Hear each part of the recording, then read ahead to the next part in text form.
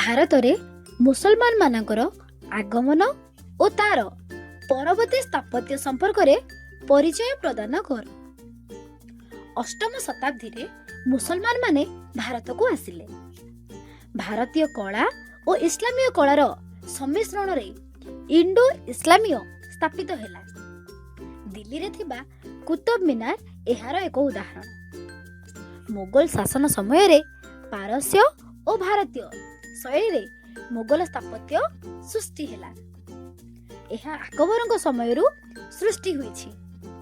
ମୋଗଲ ସ୍ଥାପତ୍ୟ ମାନଙ୍କ ମଧ୍ୟରୁ ପ୍ରଧାନ ସ୍ଥାପତ୍ୟ ହେଉଛି ଆକବରଙ୍କ ସମୟରେ ନିର୍ମିତ ହୁମାୟୁନଙ୍କ ସମାଧି। ମଧ୍ୟଯୁଗର ସ୍ଥାପତ୍ୟ ମଧ୍ୟରେ ମୋଗଲ ସ୍ଥାପତ୍ୟ ସବୁଠାରୁ ଶ୍ରେଷ୍ଠ। ଏହି ଯୁଗର ତାଜମହଲ ଏବେ ମଧ୍ୟ ଅଛି।